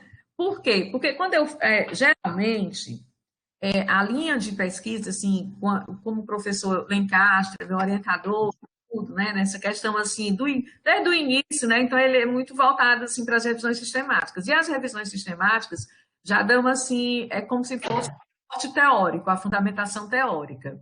Mas eu sabendo que o Brasil também, a Faculdade de Educação tem outra linha de abordagem em relação à fundamentação teórica, então eu trouxe primeiro o capítulo 2, que na verdade ele não ia existir só a fundamentação teórica, aliás, as revisões sistemáticas, mas para dar também que os professores, que a tese também vai ser lida no Brasil, para ter uma ideia, como é que eu já entrava assim de vez nas revisões sistemáticas, falando já de estilo de aprendizagem, sem eu ter dado pelo menos assim uma ideia do que seria a teoria dos estilos de aprendizagem. Mas ampliar, certo? Até mesmo porque existem controvérsias também, a gente tem que falar dos dois casos. Quem apoia, quem faz o apoio dos estilos de aprendizagem, mas também quem não faz, né? E a gente mas existe uma validação, existe já é muito usado no meio acadêmico, muito. Isso não é de agora, né? Os estilos de aprendizagem não é algo novo, já que Bloom já trazia, o próprio Carl Rogers já trazia, que vocês viram aí, que eu até falei do Carl Rogers na minha envolvimento com o tema, assim, muito rapidamente. Mas, então, é algo assim que tem uma trajetória, mas existem também as controvérsias, né? Enfim, então, eu vou ampliar o capítulo 2, a abordagem do capítulo 2 foi nessa intenção, foi por isso, né? Dessa questão, nesse sentido. Em relação aí à UAB, que tanto você como a Tânia comentaram, realmente ainda existe, assim, existe muita polêmica no sistema UAB, né? É semipresencial, é híbrido. Não existe a palavra ainda híbrida para o sistema Universidade Aberta do Brasil. Usa-se semipresencial, mas também não é lei, não existe por lei. Existe nos referenciais teóricos da EAD. Então, isso precisa ser muito melhor colocado realmente, né, como tanto você como a Tânia falaram, né? A questão dos objetivos também, eu estou falando das duas colocações, né? De ter mais o meu carimbo do estilo de aprendizagem, né? Trazer esse panorama do MEC, da formação de professores, que eu acho que realmente faltou ainda ser mais rebuscado, né? Em relação, antes que eu esqueça, você perguntou se os professores tutores, eles tinham uma ideia dos estilos de aprendizagem. Eles tinham uma ideia, os professores tutores. Por sinal, eu perguntei se alguns deles queriam responder o mesmo questionário que os alunos responderam. 3 deles responderam, né? 3 deles, porque a maioria desses tutores acompanharam a especialização do começo ao fim. Assim, sempre mudando de sala, fazendo rodízio de sala, mas geralmente eram mesmos. E vale salientar, 0800, certo? 0800. Em relação, 0800, para quem não sabe, eles não recebiam um pagamento, não tinha bolsa para eles. Eles trabalharam apenas porque sabiam que ter trabalhar como tutor dentro da UFC, ter uma declaração, isso é muito importante para quem está na academia, né? E aí, em relação a como a UFC desenhou, né, essa formação, o Confort, né? O Confort, que era o professor custódio, A época que no atual governo foi extinto o Confor, a responsabilidade do Confor era a formação de professores. Então, tinha a SEDUC, a aproximação da SEDUC, né, formação de professores, tinha essa aproximação. Nós tanto deu extensão, curso de extensão, como cursos de aperfeiçoamento e tudo nessa área que era aquele envolvimento do SECADI, né? E tudo mais. Então, o Confor era envolvido com o SECADI e tudo, e para se chegar do Confor até, não sei se eu estou te respondendo, Aninha, mas para se chegar do Confor até as secretarias de educação, eles eram a ponte. Então, havia essa ponte entre o Confor e as secretarias de educação, no caso a SEDUC, né? Aberto, e também com a UAB, né? Que também era a formação de professores, estudantes também, alunos da UAB, né? Então, mas eu posso me aprofundar mais, porque eu estive desde o início do APCE, né? Desde o início, mas aí a política dessa formação, dessa especialização, era do Confor. E o Confor, infelizmente, foi extinto como atual governo, né? Então, é isso. E a BNCC, eu falei lá no início, muito pouco, que os professores se sentem incomodados, né? Por sinal, tem a BNCC, a luz de sindicatos e tudo mais. Não sei se vocês perceberam, né? Muito rápido da BNCC, mas é interessante que eu Eli, só uma consideração, é porque tem a BNCC, que vai tratar da educação básica, e tem a BNC, formação de professores. Essa última que eu estou te falando, ela é de dezembro de 2019. Ela altera a legislação anterior que trata da formação de professores. É porque é tanto BNC que a gente acaba confundindo, são as diretrizes, né, curriculares. Para os cursos de graduação. Se não me falha a memória, é do dia 20 de dezembro de 2019. Eu acho que é bem finalzinho do ano, viu? É isso aí mesmo, certo. Exatamente. Inclusive, a ANPED, uma crítica muito grande, né? Porque ele coloca que essa BNCC de 2020, ela foi assim, autoritária e pede para retomar a diretriz, a BNCC, aliás, a BNCC de 2015. Não sei se tem isso mesmo, é isso mesmo. Então, ainda, esse estudo acerca dos estilos de aprendizagem tem muito material ainda para ser descrito, né? Eu quero fazer uma descrição entre os estilos de aprendizagem dos cursistas que concluíram a especialização e os que não concluíram.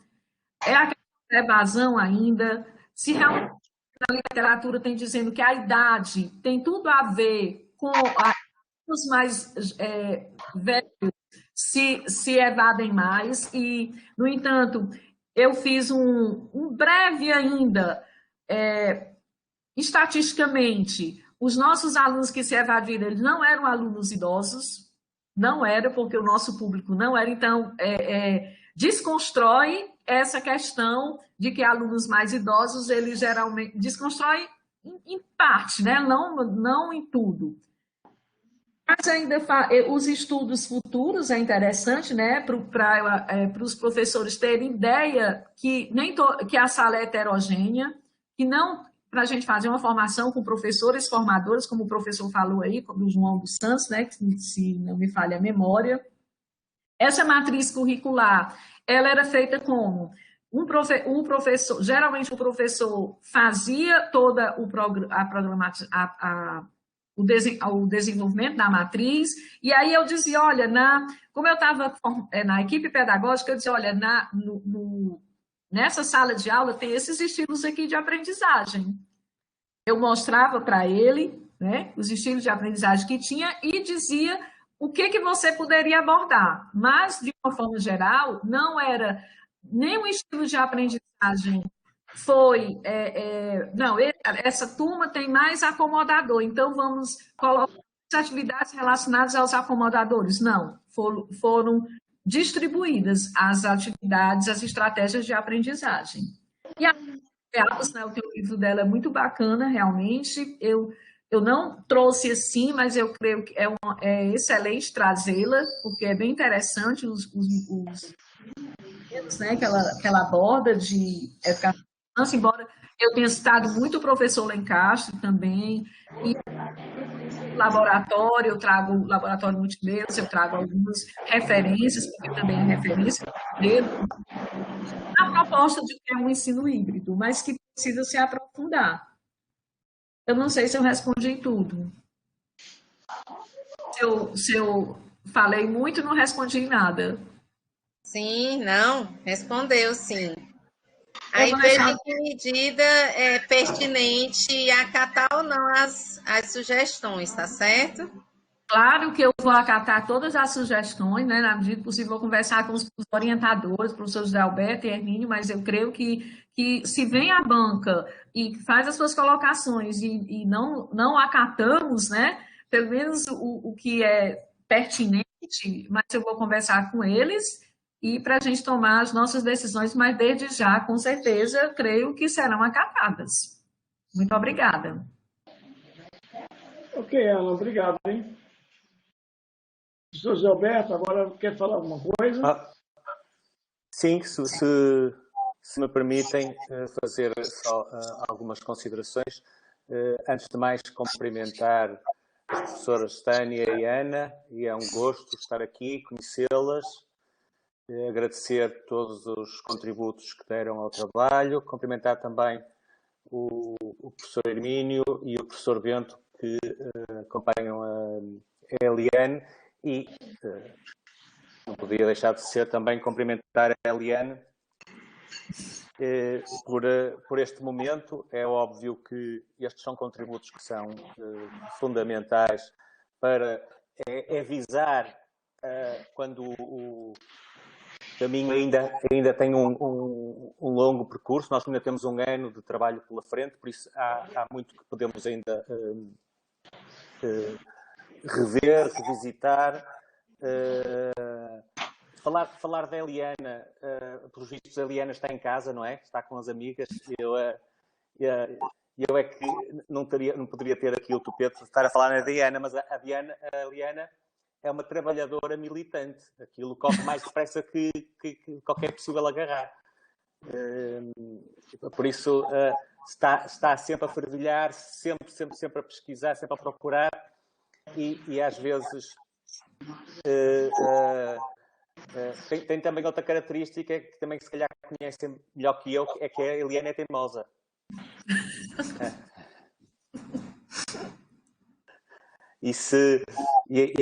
Eu devo dizer que é a primeira vez que estou numa situação destas de uma banca no Brasil. Não é a primeira vez, mas nesta, não sei como é que se chama aqui, a prova de capacitação, não. Como é que se chama estas Qualificação, provas? professor. Qualificação, exato. Pronto, é a primeira vez e devo dizer que quando a Eliana me falou, eu fiquei muito preocupado, porque eu li o documento e o documento estava em aberto. Eu disse, isto não está em condições de ser entregue a ninguém. E vi outra coisa, que foi que a Eliana retirou dados que já lá estavam das versões anteriores e reordenou aquilo. Fez ali aquele capítulo que contou a história da sua vida profissional e eu comecei a ficar preocupado. Isto de um momento para o outro, rapidamente, tem aqui coisas que eu não conheço. No entanto, aceitei que a Eliane estava a controlar o processo e sabia o que é que estava a fazer e não era novidade. E depois colocou-me a par do que era este tipo de provas, qual era o objetivo, e isso deixou-me mais sossegado. Na realidade, o trabalho tem várias dimensões. Eu posso dizer que, em relação à revisão sistemática, que é um tipo de revisão que eu estou a tentar trazer para a Universidade do Minho de uma forma contínua. Faço essa proposta a todos os orientandos de doutoramento, de mestrado e mesmo na investigação, trazer a revisão sistemática. Acho que é um caminho que ainda precisa ser feito, porque a revisão sistemática é nova na área da educação, por isso tem ainda um longo caminho a percorrer e acho que nós podemos ajudar a fazer esse caminho. Esse é o meu propósito. Eu gosto muito menos das revisões narrativas, em que se vão à procura dos estudos que se querem sem esgotar as fontes de informação, não são exaustivas, as interpretações são sujeitas a mais subjetividade. Eu gosto das revisões sistemáticas exatamente porque elas têm um protocolo mais rigoroso. Do ponto de vista da investigação, os alunos aprendem muito mais com a revisão sistemática. Aprendem a fazer pesquisas, aprendem a criar uma questão de revisão à qual têm que dar resposta.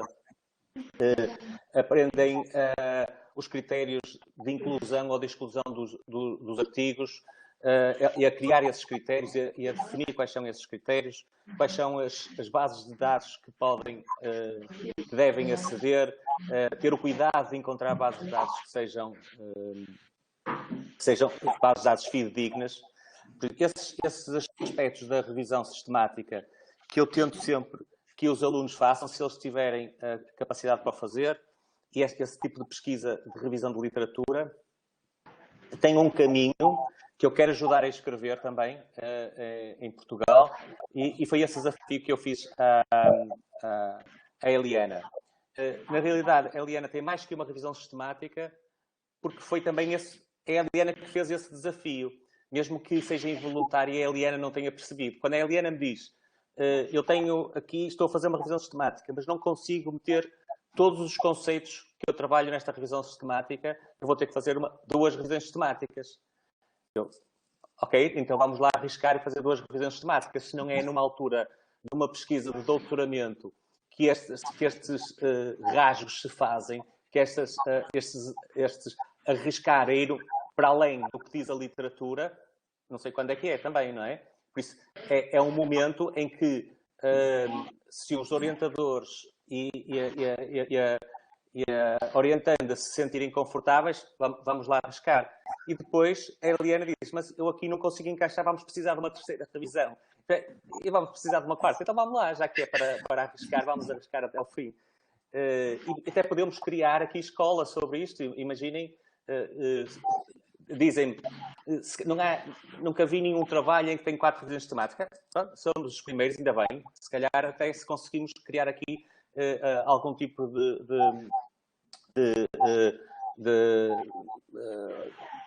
de momento, de paradigma em que se diga, ok, para trabalhar este tipo de questões, provavelmente este é o caminho, então vamos seguir a Eliana e o trabalho que a Eliana fez. Eu sinto-me confortável a arriscar. Acho que os doutoramentos são os momentos em que nós, depois de consultarmos a literatura, depois de consultarmos o que já está feito, podermos arriscar qualquer coisa de novo. Por isso, desse ponto de vista, a Eliana terá sempre o meu apoio. Acho que é a altura para o fazer. Gosto muito deste rigor e acho que a Eliana faz um trabalho brilhante. Eu posso dizer, e disse a Eliana, quando conversamos um dia destes, que nós temos um projeto que vai começar agora. Começou agora, no dia 1 de março, na Universidade do Minho, em que íamos fazer uma revisão sistemática e como só tínhamos 6 meses para fazer, resolvemos não fazer porque não íamos ter tempo. Por isso, imaginem o que é o trabalho que a Eliana fez de ter multiplicado isto por 4. Quer dizer, é um trabalho louco. São horas e horas e horas e horas de pesquisa e uma loucura, quer dizer, só alguém com a força da Eliana conseguiria fazer isto.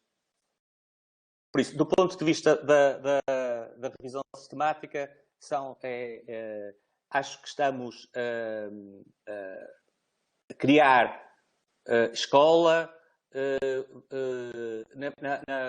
eu conheço muito, já li muito, já fiz muitas revisões sistemáticas, umas dezenas largas de revisões sistemáticas, e há protocolos muito diferentes. Por isso, nós podemos ajudar a escrever um novo protocolo que possa ser uma mais-valia, ser um contributo, e isso também pode ser um contributo da Eliana para o seu trabalho, sobre a forma como se fazem, como se obtêm os textos, como se faz a triagem dos textos, como se faz a análise, como, quais são, que critérios é que temos que usar. E esta sistematização, este protocolo bem definido do que é uma revisão sistemática, e buscando resultados primários relevantes, é isso que me seduz na investigação, através da revisão sistemática. É isso que eu quero, que acho que os alunos aprendem imenso enquanto fazem uma revisão sistemática. Isto não é para todos. Já teve alunos que começaram e não conseguiram acabar. Por isso não é para todos, e daí mais interessante é o esforço que a Eliana fez, que agora é preciso compor. Realmente ali há desequilíbrios que nós temos que compor. Do ponto de vista dos modelos híbridos, eu também tenho um conceito de modelo híbrido muito aberto. Eu queria, e acabei por dizer à Eliana, lembro-me no princípio que eu disse à Eliana, em Portugal nós usamos o conceito de e-learning, não usamos modelos híbridos. E estamos a falar quando a Eliana apresentou o seu projeto há 4 anos atrás, talvez. Entretanto, fui eu que disse, agora é a Eliana, disse não, é modelos híbridos só, retiro lá, porque entretanto nós também fomos evoluindo e o conceito de híbrido entrou completamente nas nossas vidas, mesmo em Portugal, e o último ano foi muito importante, e a concepção de modelo híbrido também se abriu mais. Eu queria que a Eliana, no seu trabalho, fosse buscar as referências de modelos híbridos que contemplam o presencial, que contemplam o online. Nós sabemos que o curso em que a Eliana esteve tem momentos online síncronos e assíncronos, mas tem também momentos presenciais, por isso cabe bem naquilo que são o que é o ensino híbrido. Não gosto do EAD, por isso, se depender de mim, isso sai do texto.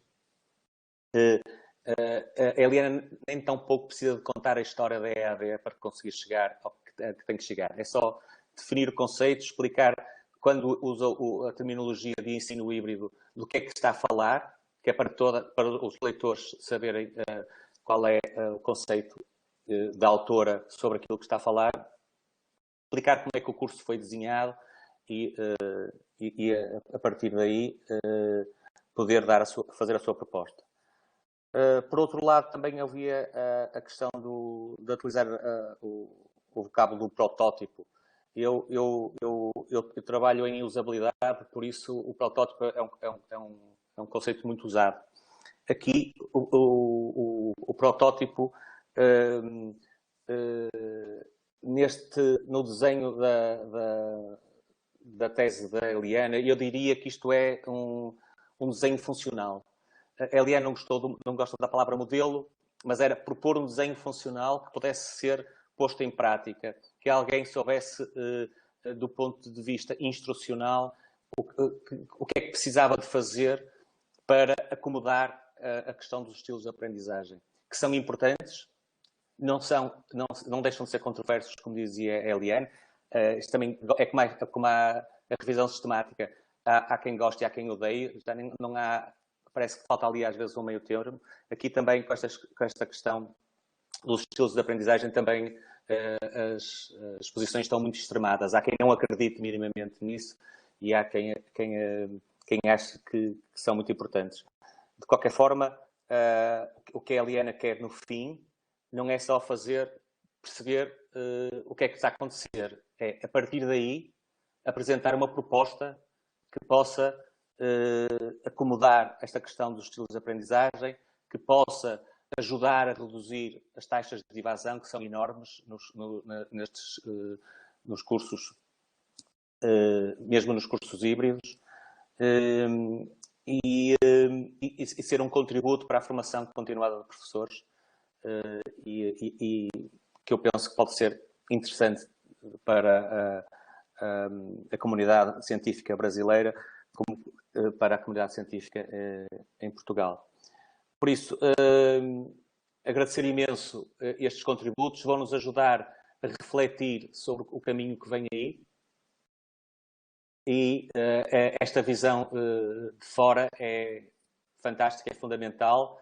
Não sabia que isto existia, mas fico muito agradado por poder ouvir, porque é muito difícil às vezes termos a disponibilidade de alguém para fazer um comentário crítico quando ainda temos tempo de mudar, quando ainda temos tempo de crescer. Por isso, agradecer muito às professoras Tânia e Ana por estes contributos que seguramente vão fazer parte da nossa reflexão e do trabalho que temos que realizar ainda.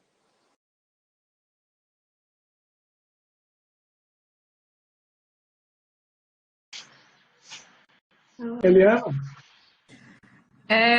Eu só tenho que agradecer ao professor Lencastre, que fazer revisão sistemática não é fácil, mas eu me apaixonei na primeira vez que ele me mostrou. Errei muito. A primeira revisão sistemática de estilo de aprendizagem eu levei 6 meses para fazer. Não foi fácil, mas ele me apoiou muito, ele me mostrou os caminhos. E eu acho que é porque eu tenho essa visão, assim, eu acho que eu sou da matemática, né, professor? Eu não sou matemática, eu sou professora de matemática, e sou da área da... Eu acho que assim, tem um caminho mais, assim, mais linear, mas não é tão linear assim, né? Porque você encontra muitos textos, muitos artigos, é uma pesquisa muito interessante. Então, foi o professor Lencastre que me apresentou a revisão sistemática de literatura, com muita calma, mas não é um processo fácil, né? Realmente. E desde que ele me apresentou, às vezes eu me lembro que a primeira vez eu conversando com um colega da Universidade do Rio, eu querendo já ser toda, aqui no Brasil, é se chamar toda sabida. Aí ele olhava assim para mim, Eliana, não é assim. Eu escuto para um colega, né? Aí eu, não, professor, não é assim. Eu acho que ele nem lembra, era um colega do Brasil também, que também ia começar as revisões sistemáticas. Então, mas a Tânia tem razão, ela precisa, às vezes, se aprofunda-se mais, tem as meta-análises, eu não cheguei ainda a esse nível de meta-análise, gostaria, mas é isso, eu só tenho a agradecer, né, ao professor Lencastre, ele esse período todo que ele está aí ao meu lado, o professor Bento também, que está aí nos ouvindo, sempre tem acolhido, a cotutela, quando eu disse que queria fazer essa cotutela, eles nunca disseram não, e eu tenho o Hermínio, porque eu cheguei no laboratório um dia de manhã e falei para ele, ele também me acolheu. E é isso. Então, mas eu vou falar só do professor Lencastre agora. Então, é isso. Mas aí ainda tem um caminho, né? Ainda a percorrer e vamos realmente... Aí eu achei interessante, né? Quando o design, né? Que ele falou, o design funcional é um nome bem interessante que a gente pode ver até colocar, né? Na tese, a nossa tese, que a tese é escrita não é só por mim, por pessoas escrevendo comigo, né? Então é isso, é o professor Hermínio, né? Depois eu falo só mais um pouquinho que eu falo, né? Hermínio, posso falar rapidinho só um comentário aqui do professor Lencastre, né? Que a Eliana está chamando. Eu estou encantada com essa liberdade que ele está te dando de você seguir seu percurso metodológico e, assim, te permitir se jogar. Eu sou professora de metodologia, eu gosto de metodologia pela metodologia, me revelei, comecei a me identificar como professora de metodologia desde o ano passado, não tem muito tempo, depois de trabalhar muito. E para mim é isso. O objetivo, alguns dizem, tem que ser um verbo. Mas nesse trabalho, me deixa usar dois, não tem nenhum problema, né? Revisão de literatura, se eles não estão brigando entre eles, eu não tenho problema com isso. Aí tem um capítulo teórico que todo mundo espera que tenha, e você resolve fazer diferente, e você tem a liberdade de fazer diferente, e aí dá um jeito ali de acomodar o leitor desavisado. Eu, assim, estou encantada, sabe? Eu não errei quando eu disse, então, eu nunca vi tanta revisão sistemática, porque realmente você está fazendo uma história e você está tendo a liberdade de fazer. Eu estou encantada, entendeu? Usa a palavra protótipo, ou qualquer outra palavra protótipo, ou híbrido, ou o que for. Eu, como professora de metodologia, que trabalho numa disciplina que orienta aluno para TCC, então, estou numa turma de 30 alunos, cada um com seu orientador, cada um com um caminho, uma metodologia diferente. Eu aprendi a respeitar cada um. Então, minhas perguntas são realmente para conhecer esse caminho que eu não conhecia. E eu também fiquei encantada com essa proposta. Vamos fazer o nosso protocolo para a educação? Eu trabalho no campus temático em computação, são 6 cursos da computação, e o pessoal da computação usa muito revisão sistemática, com muito rigor, muito rígido. E aquilo me incomodava. Agora eu sinto que eu estou livre, eu posso participar aqui e vamos construir o nosso protocolo, qual é o problema? Adorei, sabe? Me senti livre agora. De entender que não preciso seguir aquela coisa tão presa, não precisa ser desse jeito. Eu estou em outra área, eu estou na educação, vou fazer. Né? Então, assim, estou encantada aqui, estou adorando. Obrigada. Obrigada, Tânia, também. Obrigada. Até porque esse caminho está para ser desbravado. Não sei se usa no Brasil desbravado, está para ser ainda... Desbravado, pode ser. Porque muitos dos protocolos que são trazidos da medicina são rigorosos e, obviamente, que têm que ser, e o propósito é esse. E eu não posso, um medicamento que tenho que tomar 3 em 3 horas, não posso tomar 2 de 6 em 6, porque para não é, quer dizer, os protocolos é um caminho rigoroso. Mas, conhecendo vários protocolos e percebendo como é que se pode chegar a esses protocolos, não há nada que não diga que nós não possamos criar o nosso protocolo. O que é preciso é avisar o leitor, como dizia a professora Tânia muito bem. É preciso avisar o leitor do que é que está a acontecer. A revisão sistemática já tem essa mais-valia, que é expomos tudo. Nada fica por dizer. Temos que esclarecer todos os pontos. Mas depois é preciso também avisar o leitor que está à espera de uma coisa diferente. E aqui eu confio muito na Eliana e no professor Hermínio, porque a Eliana vai ter que ter a sua tese validada também no Brasil, por isso é preciso fazer essa ponte e ter essa disponibilidade para acomodar situações diferentes daquilo que é expectável no local onde a Eliana está a fazer o seu doutorado, que é na Universidade do Minho, mas também no Brasil, onde tem que ter a validação da sua tese, mas ao mesmo tempo ajudar a desbravar esse caminho, ajudar a contribuir também para o que vem aí de novo e a forma como estas revisões podem ser feitas. Porque mesmo dos protocolos que existem e a forma como se faz revisão e as teses terem uma revisão narrativa e depois terem a metodologia e depois terem a apresentação dos dados, mesmo foi preciso alguém fazer esse caminho também e chegou-se a esse modelo. Não há nada que nos diga que nós não podemos esticar esse modelo e arranjar novas formas de seguir daqui para a frente.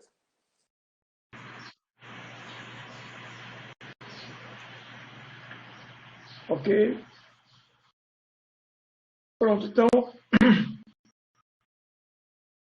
uma grande virtude da revisão sistemática, eu acho, é que, numa linguagem bem nordestina, é que o estudante consegue arranjar uma trilha, o seu caminho, e não um trilho.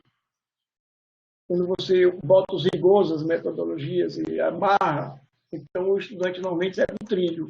Um formato tem um ponto de saída, um ponto de chegada, mas a grande vantagem que eu vejo é que o estudante precisa ter uma trilha, um caminho a seguir, que ele vai delineando qual a melhor forma que ele acha que deve ir, né?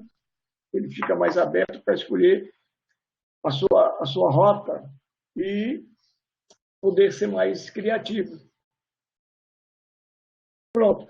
Então, bom, eu não tenho muita perguntas, eu não tenho muita pergunta para fazer. Se a gente for xingar muito essas conceituações, EAD, blended, híbrido, eu ia sugerir a Eliane colocar a nova moda lá no Canadá, que é o ensino comodado. E você tem as duas coisas funcionando simultaneamente, o aluno escolhe o momento que quer participar de uma ou de outra. E é uma tendência que eu acredito que vai vingar, principalmente, Ana, para o ensino profissional. No ensino profissional, você não pode amarrar o aluno dentro daquela sala de aula. Tá certo? O híbrido é muito amarrado. Não é? Esses momentos vão ser híbridos, aqueles momentos vão ser presenciais. Mesmo que a gente dê flexibilidade. Já o Comodale, não. O Comodale, os cursos estão sendo realizados no mesmo momento e o aluno diz que aquela semana eu vou ficar no presencial porque eu vou fazer um estágio numa empresa. Desculpa, eu vou ficar à distância porque eu vou fazer um estágio na empresa, não posso ir para a universidade. Tá certo? Então, para mim, é uma outra modalidade que vai surgir. Tá certo? Vai ser o fruto de umas discussões futuras. Bom, na Universidade de Laval já é uma discussão. Hermínio, deixe-me dizer-lhe uma coisa só sobre isto do híbrido.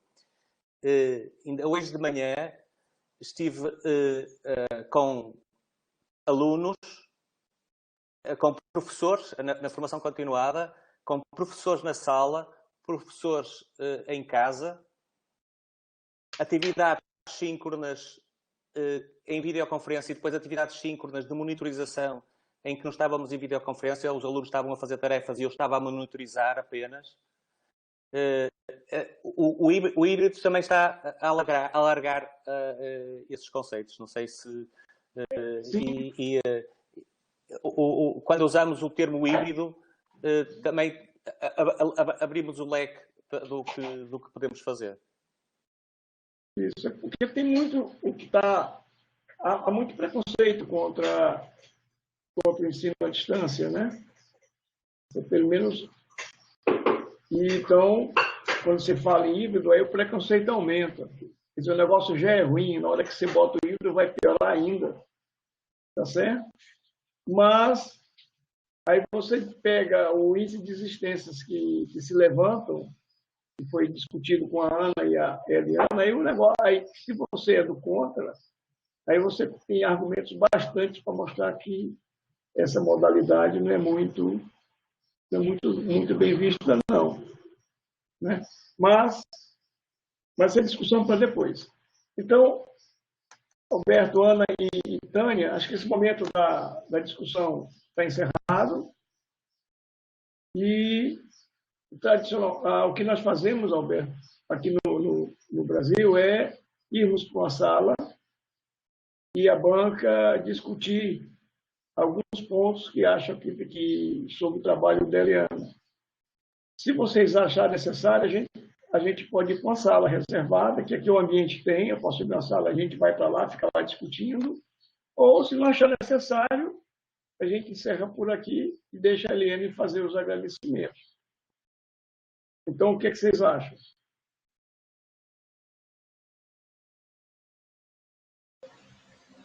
Eu não sei, porque eu estou aqui pela primeira vez. Eu não tenho mais o que acrescentar, não. Eu acho que... eu também. E qualificação é um momento muito bom, né? Porque a gente sabe que são pontos de reflexão, Não tenho mais, acho que eu falei. Então, acho que nós podemos considerar o trabalho como qualificado e mandar a Eliane para continuar o trabalho e ver se termina logo. Tá ok? Concordam com isso? Sim, sem dúvida. Bem qualificado. Com certeza, qualificadíssima. Pronto, então, para encerrar, é agradecer a presença do professor Bento, que está aí. Acho que ele já está nos assistindo. Ele deve dar, depois, ele conversando com ele, ele deve dar algumas sugestões. Pedir desculpa ao Encaixe pelo atraso. Não foi a banca, não foi o atraso. Porque nós começamos 1 hora, que estava combinado. O problema é que até sábado, o fuso horário era de 3 horas. De sábado em diante passou a ser de 4 horas. Não é isso? Sim. Mas foi melhor assim, porque é melhor chegar cedo do que chegar tarde. É melhor chegar cedo do que atrasado, né? Exatamente. Mas então, o que éramos para começar às 2 horas em Portugal e 11 horas no Brasil, com uma decalagem de 3 horas, nós começamos 11 horas no Brasil e 15 horas em Portugal, porque desde sábado passado, Portugal está no horário de verão e nós fixamos com o horário das 11 horas no Brasil e o Alberto com o horário de Portugal, às 15 horas. Então, desculpe, mas não tem problema. A gente põe mais uns artigos para a Eliane começar a ler, para ela não fazer isso de novo, para que chamar a atenção, né? Mas isso não aconteceu comigo. Porque eu participo do grupo lá com o pessoal dos Estados Unidos e Canadá, e lá também tem horário de verão. Tá certo? Aqui no Ceará nós não temos horário de verão. Então, o horário de verão acabou no Canadá umas 15, 20 dias. Mais ou menos aí. Tá certo? Eu fui para a conferência exatamente marcando a hora. Eu entrei quando estava acabando. Porque eu errei o fuso horário também. Então, eu não estranhei, não, mas eu peço mais uma vez desculpas. Próximo encontro presencial, próximo encontro, nós vamos tentar manter os fuso horários GMT nos padrões. Então, Eliana, você quer dizer mais alguma coisa? Eu quero só agradecer minhas amigas e amigos que estão aí assistindo, né? Que tem gente aí de Portugal, tem muita gente aqui do Brasil, tem muita gente. Então, pessoas assim do meu coração, pessoas que eu não escrevi essa tese sozinha. Agradecer muito, muito, muito aí a quem assistiu até agora. Ao professor Lencastre, como eu já falei, a Tânia e a Aninha, pelas considerações, muitíssimo obrigada. Ao professor Hermínio, ao Laboratório Multimeios, né, que é o laboratório que me acolheu também, aprendi muito também lá, aprendi muito em Portugal, foi muito aprendizado. Mas o Laboratório Multimeios aí, as que eu estudei metodologia com elas, com a Drica, com tanta gente, enfim, são muitas pessoas que estão aí, né? E o Laboratório Multimeios como um todo, porque são muitos colegas, né? Então, a gente aprende com cada um. Eu aprendi muito em Portugal, aprendi muito no Brasil, na minha caminhada de professora, que tenho já 35 anos, né? Professora, eu não sou velha, viu? Eu comecei... O professor disse, mas você tem filha de 37 anos? Você é muito velha. Professor Hermínio, eu não, senhor, eu tive filha muito nova, é diferente. Então, é uma caminhada. Aos professores cursistas dessa especialização, foi assim, a Aninha esteve lá conosco, no campus Mucambinho. Era, assim, muita emoção, gente, ver aquele auditório cheio de professores de tudo que era município do Ceará. Era muita emoção, né? Eu sou muita emoção. Então, era, assim, uma alegria só, né? Nós fomos uma vez no carro, que o carro se desgovernou. Não sei se a Aninha estava nesse carro também. Foi assim uma loucura, o carro se desgovernou, por pouco não teve um acidente, porque é longe de Fortaleza para Sobral. Enfim, então agradeço a todos que estão aí até agora, e aos meus orientadores, ao professor Bento, que eu acho que já saiu, a Cláudia Salles. Oi, Claudinha, tudo bom? Então é isso, é só agradecimento mesmo, muito, muito obrigada, que eu vou fazer o melhor que eu puder. E eu sou um pouco teimosa mesmo, mas eu sou uma teimosa que eu combino. Eu não faço as coisas pela minha cabeça, eu fico sempre assim, muito assim, meu Deus, será que eu estou fazendo certo? Eu sempre quero apoio, eu quero saber se meus orientadores estão, porque eles têm mais experiências do que eu. A experiência que vocês têm é muito grande, quem já passou pelo doutorado, então eu sou uma eterna aprendiz, certo? Então é isso, é só agradecimento, gente, é só agradecer mesmo, e eu quero ainda ir para Portugal, né, professor Leandro, eu já disse que eu quero ainda, se Deus quiser, porque a gente aprende muito também lá. E é isso, agradecer aí o Multimeios, muito, muito, muito, professor Hermínio, muito. Muito. É só. É isso. Para encerrar, a ata da qualificação precisa ser assinada por vocês digitalmente. Eu vou enviar para vocês o texto, o arquivo, mando para cada um. Vou mandar primeiro para o José Alberto, depois ele assina, me devolve, eu mando para a Tânia e para a Ana, e depois, finalmente, eu envio para o programa. Tá bom? Tudo bem. Só um parênteses, é que tem vários colegas da UMIU, viu? Colegas professoras da UMIU, a Cida, a Claudinha, a Cláudia, a Luciana Santos, que está em Portugal. Olha aí a Lu, está lá em Portugal. Tem muita gente, tem outra Luciana de Lima, né? A Lu daqui de Lima, Luciana de Lima, enfim. É Lu Lima, né? Aí são as colegas. A Maria José, que é a minha amiga de cotutela aqui também, mas é da UMIU. Eu vou parar a gravação, aí a gente vai bater umas fotos, ok? Tá certo.